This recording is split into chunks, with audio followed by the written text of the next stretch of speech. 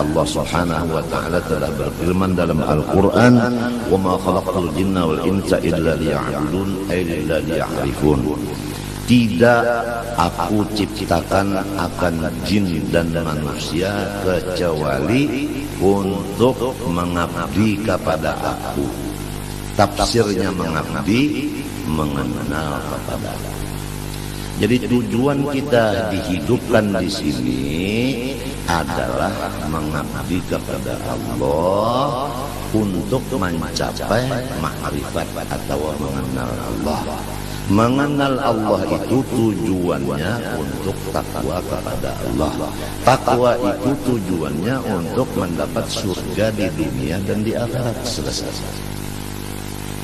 Kemudian untuk mencapai yang demikian, pertama mengenal diri, yang kedua memperlakukan diri sebagaimana hamba, yaitu beribadah. Hasilnya akan mendapat ma'rifat dan akan mendapat takwa dan akan mendapat surga. Itu adalah jalan hanya satu yang disebut Ahlus Sunnah wal Jamaah, yang disebut jalannya Rasulullah SAW dan pula warganya serta sahabat-sahabatnya dan pengikut beliau. Kemudian tidak ada jalan untuk yang itu lagi kecuali kita belajar. Tanpa belajar tidak bisa. Belajar kepada seorang guru yang menguasai ilmu itu.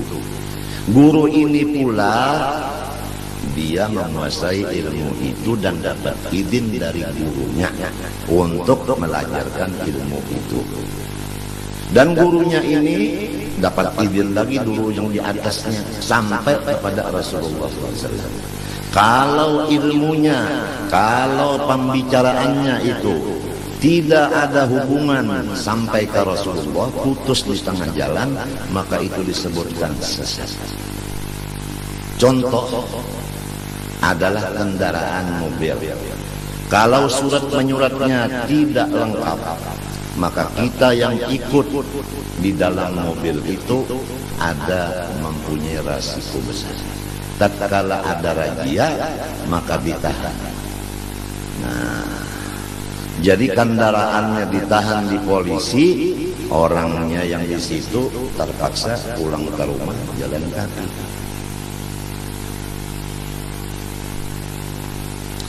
Jadi harus orang-orang yang menjadi pemimpin masalah agama, terutama masalah ma'rifat kepada Allah, yaitu mengenal diri ini, harus orang yang menguasai ilmu agama betul-betul, yang berdasarkan Ahlus Sunnah wal Jamaah dan dapat izin dari syekh yang di atasnya.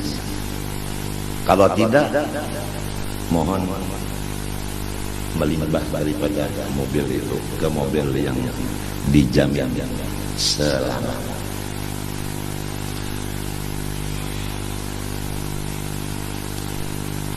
Adapun contoh kita untuk yang demikian keseluruhan hanya satu, Rasulullah SAW.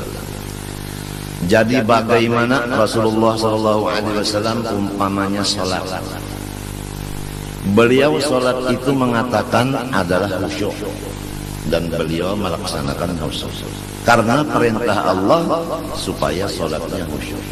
Qad aflahal mu'minun walladzina hum fi salatihim khashi'un. Orang beriman itu beruntung. Tandanya nomor satu khusyuk di dalam salat. Khusyuknya Rasulullah dalam salat, coba kita belajar kepada guru. Guru itu belajar dari gurunya, dari gurunya sampai kepada tabi'in. Tabi'in ini belajar prakteknya dengan sahabat. Sahabat itu mempraktikkan apa yang dipraktikkan Rasulullah. Jadi sholat itu tidak bisa dilajarkan dengan mendengar-dengar begitu aja. Harus belajar praktiknya dengan orang yang sudah selesai belajar praktik. Bukan teorinya aja, bukan. Cara Rasulullah mengangkat tangan gimana? Cara Rasulullah meletakkan tangan di mana? Gimana? Cara Rasulullah meletakkan dua kaki waktu berdiri, waktu sujud gimana? Itu cara mata Rasulullah letaknya kemana tujuannya? Itu cara bacaan Rasulullah gimana? Hati Rasulullah gimana? Itu harus dikuasai dulu. Misal contoh sholat. Nah, sekedar kita mencontoh sholat sebagaimana Rasulullah yang diajarkan beliau, shollu kama ra'aitumuni usolli, kamu sholat lihat sebagaimana saya. Tentu yang dilihat itu yang zahirnya dulu. Kalau yang zahirnya sholatnya udah lain, pakaiannya bukan seperti pakaian Rasulullah waktu sholat, mengangkat tangannya bukan seperti Rasulullah, bacaannya bukan seperti Rasulullah, rukuk i'tidal bukan seperti Rasulullah, bacaannya bukan seperti Rasulullah, udah nggak bisa dia mengenal diri. Otomatis dia tidak bisa mengenal Allah. Otomatis dia tidak bisa mengajar orang lain untuk mengenal diri dan mengenal Allah. Otomatis tidak bisa mencapai takwa kepada Allah. Otomatis hidupnya sengsara. Kalau terjadi orang yang tidak mengikut Rasulullah hidupnya bahagia, maka itu tidak ada lain dan istidraj, lanjuran semata-mata. Itu yang disebut di ayat sanastadzum la ya'lamun wa umli lahum inna kaidi matin. Kami berikan apa aja terhadap mereka. Kesehatan diberi, harta diberi, kekuasaan diberi, kemuliaan diberi, dan semuanya diberi. Tapi hawas. Tatkala habis umurnya, dia langsung mendapat jahanam. Dunianya hanya di surga. Tapi kalau orang soleh, Rasulullah contohnya, asyaddun nasi bala'an al-anbiya, thumma al-ulama, thumma al-amthal fal-amthal, atau kama qala sallallahu alaihi wasallam. Ini beda. Orang soleh, terutama Rasulullah, tanda kesolehannya adalah musibah dan bala, penyakit dan pikiran yang berat-berat. Itu saling sehari tambah barat, tambah banyak, tambah macam-macam. Dirinya sakit, mertuanya sakit, istrinya sakit, anaknya sakit, kentongnya juga sakit. Itu tambah hari tambah banyak, tambah hari tambah banyak, tambah hari tambah banyak bebannya itu. Itu tandanya orang soleh. Kalau tandanya orang dilanjur, dia sehat segar bugar, istrinya juga, anaknya juga, keluarga juga, hartanya tambah terus, nggak ada apa dilanjur. Seperti itu apa, kerbau atau sapi itu diberi makanan, diberi suntikan macam, akhirnya disembelih jadi kurban. Mau begitu? Tentu jawabannya no.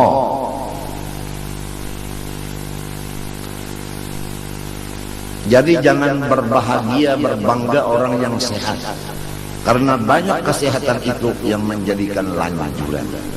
Dan jangan bersedih orang yang sakit, karena di sakit situlah dekatnya kepada Allah. Manusia berbicara seenaknya karena dia belum sakit. Coba kalau terkata dia sakit, gimana? Apa sanggup bicara begitu? Tatkala pulusnya udah habis, badannya sakit, istrinya sakit, mertuanya sakit, ibunya sakit, bapaknya sakit, anaknya sakit. Di sini ketahuan, apakah dia hamba Allah ataukah dia hamba nafsu? Marah enggak? Sabar enggak? Ridho enggak? Nah di sini. Jadi kalau orang itu ibadah, dapat bala musibah. Orang yang tidak ada ibadah itu, masya Allah, meningkat keduniaannya. Kadang-kadang akhiratnya juga meningkat pada lahirnya. Tapi hakikatnya ibadah yang begitu meningkat itu dasarnya bukan ikhlas karena Allah. Dia tertipu dengan tipuan yang berjuta-juta tipuan di dalam ibadah. Jadi ujar Bang Nafi, waspadalah, waspadalah, waspadalah. Mudah-mudahan kita sekulawarga diselamatkan Allah dari gurur, daripada tertipu. Mudah-mudahan Allah menyelamatkan kita daripada tertipu. Tertipu dengan ibadah, tertipu dengan kesehatan, tertipu dengan kekayaan, tertipu dengan pengikut, tertipu dengan macam-macam kesehatan dan lain-lain. Allahu Akbar. Kebanyakannya umat tertipu ini dua. Pertama sehat badan, yang kedua tidak ada kerjaan. Kalau kita sibuk dengan kerjaan, insya Allah bisa selamat.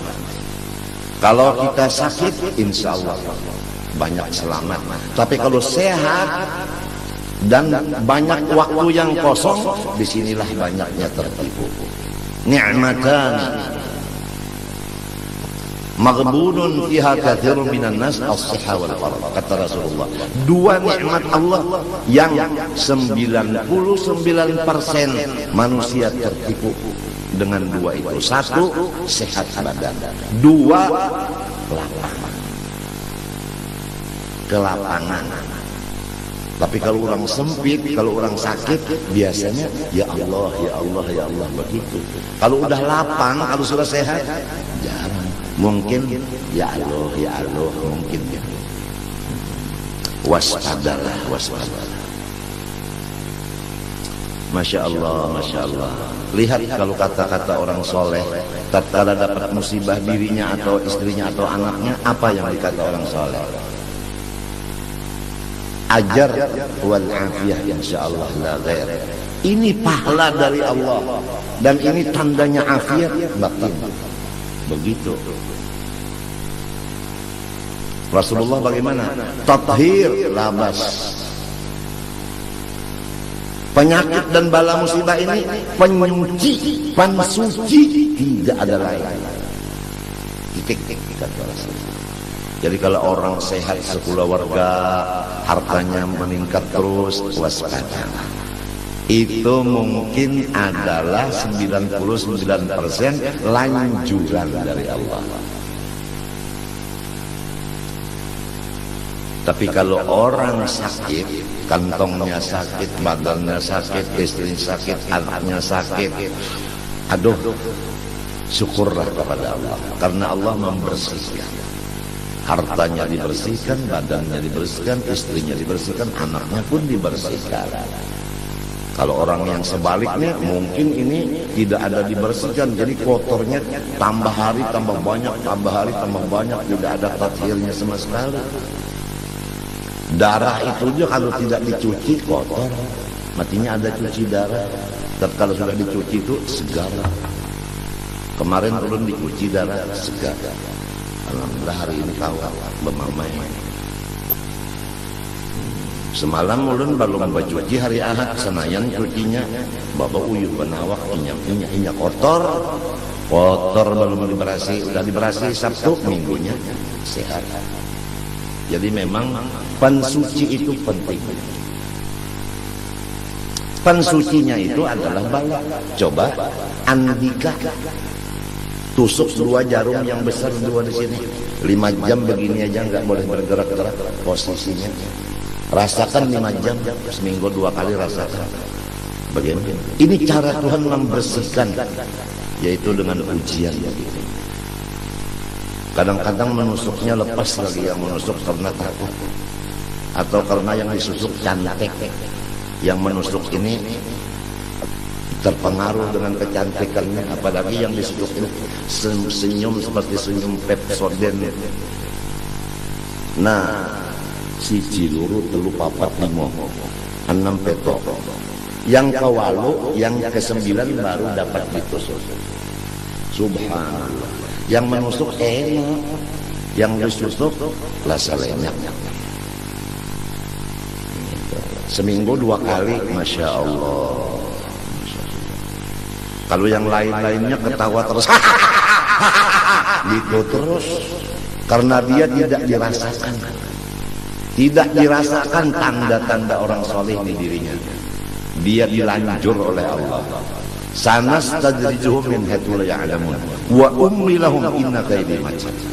Apalagi orang yang zalim, yang berani kepada ulama, yang menentang kepada wali Allah Ta'ala, yang menghinakan kepada wali Allah Ta'ala, yang tidak memberikan maaf pada kesalahan orang-orang Islam. Coba lihat apa? Masya Allah, Masya Allah.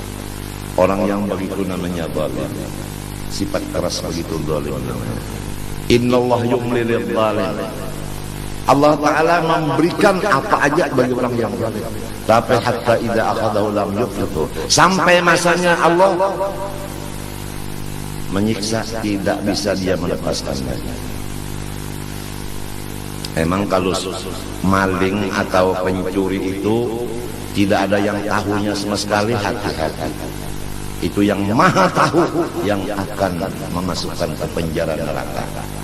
Kalau pencuri itu satu pun nggak ada yang tahu. Atau ada yang tahu itu pencuri tapi didiamkan, karena yang mendiamkan itu pencuri juga. Tapi Allah yang maha kuasa itu yang bakal memasukkan ke dalam penjara. Penjaranya di mana? Jahannama yaslaunaha fabi'sal qarar. Di sana nanti. Kalau penjara di sini sekian tahun bebas. Di sana khalidina fiha, kekal di dalamnya. Enggak ada istilah sekian tahun, enggak ada. Jadi kalau orang lepas dari penjara di sini jangan gembira-gembira dong. Kalau kesalahan banyak di sini, salah sama ulama, salah sama orang tua, salah sama macam-macam, jangan bergembira dong. Walaupun enggak masuk penjara di sini, di sana yang kekal. Ya mudahan kita dapat bimbingan dari Allah yang sebenarnya. Kemudian ini hari kita membaca sambungan daripada yang dibaca kemarin sebelum hari raya Kurban. Itu masalah orang yang mengenal dirinya sebenar-benar kenal. Kemudian akhirnya dia kenal kepada Allah, kemudian dia takwa kepada Allah, kemudian dapat surga di dunia. Nah, orang yang mendapat sedikit saja daripada itu ilmu, tidak ada lain kecuali melewat daripada Rasulullah SAW yang diumpamakan seperti Rasulullah itu lautan ilmu itu. Jadi orang yang mengenal dirinya sebenar-benar kenal itu mengambil daripada pengenalan Rasulullah. Tidak bisa orang mengenal diri kecuali mengambil pengenalan itu dari Rasulullah. Rasulullah ini mengambil dari Allah. Sesudah ada di tangan Rasulullah, Rasulullah yang membagi-bagi ke sini, ke sini, ke sini. Maka orang masing-masing dapat pengenalan itu. Nah, kenapa orang yang udah kenal bahwa Rasulullah ini tukang bagi, kenapa dia menganggap bahwa pengenalan ini dari Allah langsung, tidak melewat Rasulullah? Buktinya tidak membicarakan masalah Rasulullahnya, yang dibicarakan Allahnya, Rasulullahnya tidak terdengar. Masya Allah. Mana bisa kita dapat ayah tanpa kakek duluan? Paham? Nah, kenapa kita mengingatkan kakek, ayah ditinggalkan, sedangkan kita mengambil dari ayah bukan langsung dari kakek? Itu hanya contoh. Jadi memang dari Allah, cuman lewatnya lewat Rasulullah. Betul nggak? Betul nggak?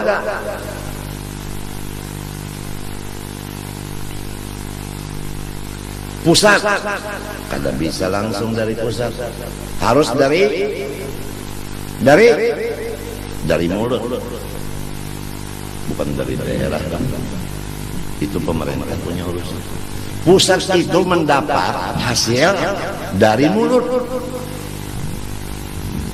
Kan pusat itu kenyang, hasil dapatnya dari mulut, makan. Mulut ini hasil dari mana? Dari kaki. Tahu? Kaki itu di bawah. Dari yang di bawah, mulutnya dapat. Mulut mengirim ke pusat. Jadi pusat harus ingat dengan si kaki ini yang di bawah ini. Jadi kita kalau udah alim jangan lupa dari guru yang asal melajari A, B, U, A, E, U. Itu jangan lupa sama guru yang awal itu tadi. Ini udah mengaji alim lupa sama gurunya yang melajari A, I, U. A patah A kasra I, A dhamma U, A, I, U. Bapak haba, bapak habi, babi haram.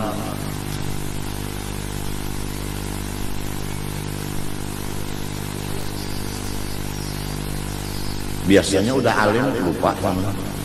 Apalagi udah alim punya Mercedes. Gurunya yang asal melajari A, I, U itu tadi batukan jalan kaki. Yang muridnya yang melajarnya udah pangkatnya tinggi, udah hartanya banyak, udah mobilnya. Aduh, nggak ada assalamualaikumnya, nggak ada. Paling-paling kalau assalamualaikum karena gurunya udah tengkong tangannya begitu karena stroke, assalamualaikum. Jadi kata gurunya waalaikumsalam wa rabbi wa hajal burud. Sekian. Akhirnya apa muridnya? Ada yang picak satu, ada yang berburut, ada yang berkurap. Karena kawalat sama gurunya. Orang yang ketulahan sama gurunya itu macam-macam. Ketulahan itu kawalat itu macam-macam caranya. Ada yang hartanya habis, ada yang rumah tangganya berantakan, ada yang parutnya macam-macam. Ada yang pangkatnya amblas. Ada yang hutangnya meningkat, pakai bunga lagi.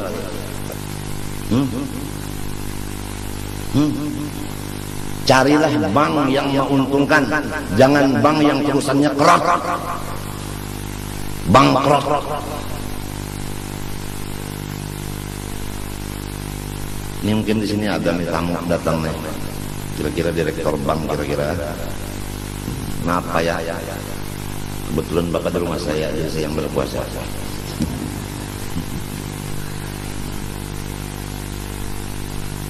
Kita harus ingat Indonesia dan dunia semuanya miliknya Allah. Lillahi ma fis samawati wa ma fil ardh. Wa in tubdu ma fi anfusikum aw tukhfu yuhasibkum billah fayaghfiru man yasha wa yu'adzibu man yasha wallahu ala kulli syai'in qadir. Allahu akbar. Sami'allahu liman hamidah. Rabbana walakal hamd. Berasa di Makkah.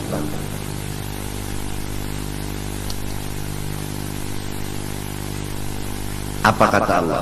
Lillah ma fis samawati wa fil ardi milkan wa mulkan wa khalqan wa abdan. Tafsirnya begitu. Yang menjadikan, menciptakan, kemudian yang mengatur, kemudian yang menjadikan hamba. Yang memiliki hanya Allah, dunia dan isinya. Jadi Indonesia ini bukan milik perseorangan, miliknya Allah. Bukan milik perseorangan, maksudnya manusia. Jadi kalau rumah ini milik saya punya program di rumah. Istri saya kerjaannya ini.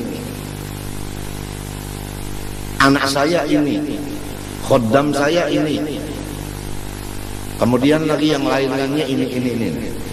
Apabila satu di antaranya tidak merasakan hukum yang sudah saya programkan di rumah ini, maka saya marah. Nah, marahnya saya ini menyebabkan rumah tangga ini kacau. Jadi kacaunya negara karena Allah yang marah, marahnya Allah karena hukumnya dilanggar. Kalau ingin Indonesia dan lain-lainnya ini aman, kembalilah kepada hukum Allah. Selesai masalah. Cuma kenapa hukum Allah tidak diingini oleh masyarakat sekarang? Bahkan dianggap hukum Allah ini teror dan sebagainya. Kenapa? Sedangkan yang punya ini Allah. Jangankan dunia, diri kita aja miliknya Allah. Mau diapain sama Allah? Kapan sadarnya kita? Kita ini hamba Allah, bukannya kita memiliki sesuatu. Kita dimiliki oleh Allah, bukan kita punya milik. Kita dimiliki oleh Allah. Sadarlah, sadarlah, sadarlah. Tunduklah kepada hukum Allah. Ini hukum Allah dibilang keras. Sampai tata tangan bagi orang-orang yang mencuri itu katanya itu keras, nggak usah dilaksanakan. Kalau sudah Allah yang punya dunia melaksanakan begitu hukum, udah. Kenapa jadi nggak mau melaksanakan? Nah, gara-gara inilah jadi kita ini sengsara hidup. Jadi perseorangan aja udah. Yang penting rumah tangga kita sesuai hukum Allah. Enggak usah orang yang di sebelah rumah, enggak usah. Anfusuhum wa ahlikum nara. Udah istri kita, anak kita selesai. Kalau juga istri enggak ngikutin, anak ngikutin, udah kita sendiri aja. Rasulullah itu pamannya yang enggak ngikutin.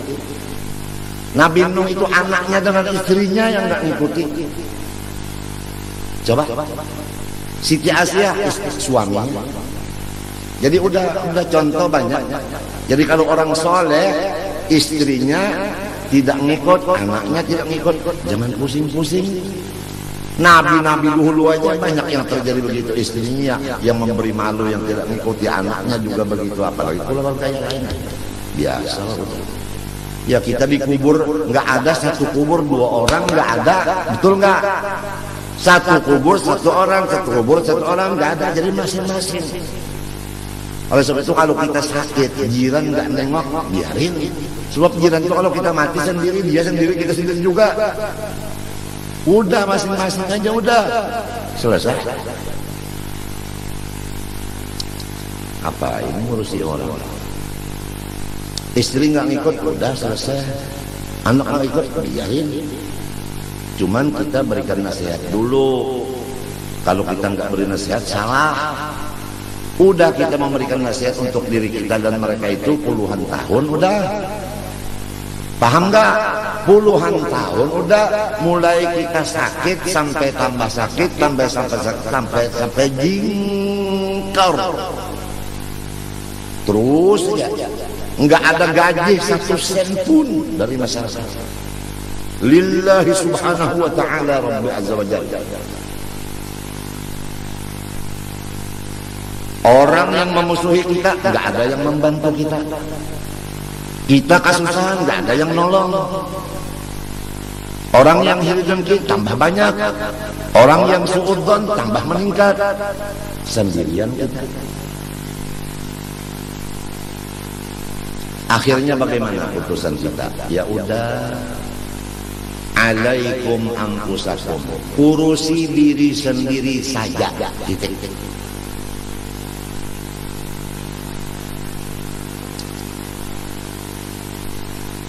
Jadi jangan lupa bapak-bapak semua yang akan menyampaikan kepada ibu-ibu dan anak-anaknya, karena bapak-bapak yang akan ditanya mengurusi istri dan anaknya.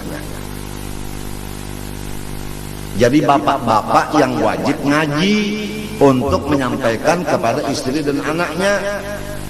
Jadi istrinya di rumah aja, bapaknya yang ikut pengajian. Kalau istrinya yang datang, anaknya yang perempuan datang, bapaknya, suaminya di rumah aja tiduran. Oh, tuh nantinya terjadilah yang tidak enak. Terjadi yang tidak enak nanti. Jadi udah kembali kepada hukum Allah, perempuan-perempuan, waqurna fi buyutikunna wa la tabarrajna tabarrujal jahiliyatil ula wa aqimna as-salata wa atina az-zakata wa ati'na Allah wa rasulahu innama yuridu Allah liyudhiba 'ankum ar-rijala al-baita wa yutahhirakum tatheera. Perempuan-perempuan semua jangan keluar rumah. Kalau keluar rumah juga harus tutup seluruh anggota. Ittafaqal ulama, ittafaqal muslimun ala man khurujun nisa kashifatil wujuh. Buka kitab Itu sulamut taufik. Ittifaq semua orang Islam menghukumkan, memutuskan bahwasanya wajib mencegah perempuan keluar rumah mukanya berbuka, terbuka, kecuali ihram umrah atau ihram haji, itu mukanya perempuan nggak boleh tertutup. Sekarang ihramnya siang malam. Kalau keluar rumah, tapi kalau dalam kamar, buka aja semuanya sama suami. Itu namanya tinju bebas.